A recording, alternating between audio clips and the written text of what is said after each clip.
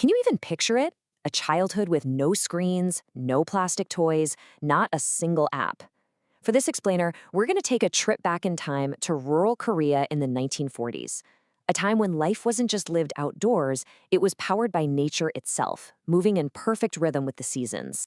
I mean, what was it like when your playground wasn't some plastic and metal structure, but, well, it stretched as far as you could see?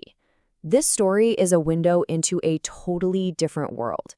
And, it might even feel a little familiar if you've heard tales from your parents or grandparents, a world defined by freedom, creativity, and just nonstop adventure. All right, so our journey begins in early spring, right as the last of the winter snow is finally melting away. For the children of the village, this wasn't just a change in the weather. No, this was a signal. It meant the first treasure hunt of the year was officially on. And the prize? Kudzu root. Groups of friends would grab whatever tools they could get their hands on, shovels, pickaxes, even saws, and they'd head for the hills. This wasn't just a casual walk, okay? This was a full-on mission. And let me tell you, this was not easy. The amount of effort involved was just incredible. Kudzu roots are famous for running super deep into the earth and just clinging to the soil. It took the whole crew, digging, pulling, hacking away, just to unearth a single one. This was a true team challenge. But, oh, the reward was so worth it. They'd saw off a piece right there on the mountain and just take a bite. The taste was something you really can't find in a store today, this complex, earthy sweetness that was the perfect fuel for their adventures. But kudzu? That was just the appetizer. For these kids, the entire landscape was basically their personal snack bar. They knew exactly what to look for, what was safe to eat, and, most importantly, what was delicious. I mean, just look at the variety they had. They'd munch on wild sorrel or singa, which had this amazing tangy kick. Or they'd carefully peel the stem of a reed lily, a plant called pyeokguregi, to find this tender stalk inside with a really clean, subtle flavor. And the list just goes on.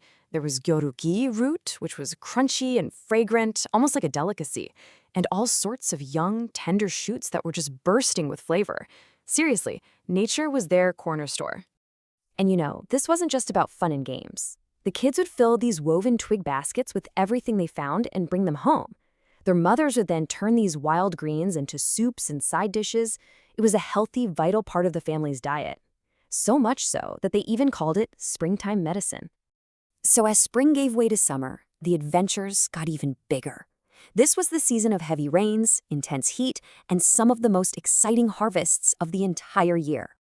After a summer rain, the mountains would just explode with mushrooms, and the kids knew them all.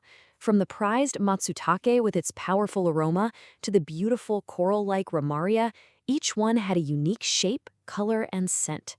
Foraging was a real skill, passed down through just watching and doing. Can you imagine the feeling of bringing a full basket of these mushrooms home? It was so much more than just finding food. It was a real contribution. A moment of pride, when you could help your mother make a rich, flavorful stew for dinner. It was a way of feeling grown up and important. But summer also brought a different kind of thrill.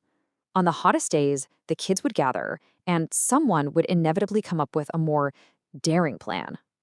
The target was a melon field across the river, guarded from a lookout hut or a wondamak. The mission was set, and this wasn't really about stealing. It was a game, a challenge they called melon raiding. But every great heist has an obstacle, so what was theirs? A single watchman taking a nap in the afternoon heat. The stage was perfectly set for a movie-like adventure. And you have to hear this plan. It's just incredible. First, they'd swim across the wide Gumsing stream. Then, they'd sneak in and grab the best melons. After tossing their sacks toward the riverbank, they'd pull off the most brilliant move. They'd yell, "Thieves!" to wake the guard, creating their own diversion. As he's looking around all confused, they'd just dive back into the river and escape. The watchman was just left standing on the shore in frustration. It was the thrill of a lifetime. Now, not every summer day was that high energy. They also had calmer but no less clever ways of having fun and finding food. So let's talk about fishing. Okay, this is brilliant. When they went fishing, they brought umbrellas. But not for the reason you'd think. They would open them up to cast a shadow on the water. Why? Because fish are naturally drawn to shade. It was a simple but totally ingenious trick to attract their catch. During the monsoon season, fish would swim upstream from the main river right into the smaller irrigation canals. So the kids, they'd block the canals, place a big rice sifting net downstream, and just wait for the fish to get trapped. They'd catch all sorts: carp, mudfish, even shrimp.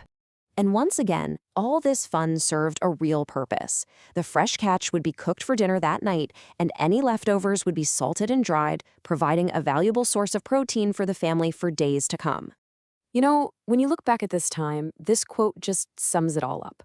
We grew up filling our bellies and having fun with whatever nature gave us. It was a life of making do, sure, but in another sense, it was a life of incredible abundance. Their entertainment and their meals came directly from the world right outside their door.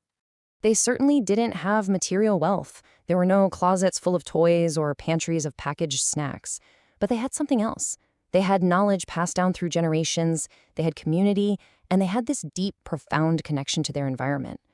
Like the quote says, they were strong and just full of energy. And that leaves us with a final question. In our modern world, a world just filled with so much convenience and technology, what have we gained? And what might we have lost along the way? When you see this life of freedom, of skill, and this deep connection to nature, it really makes you wonder, what truly defines the richest childhood?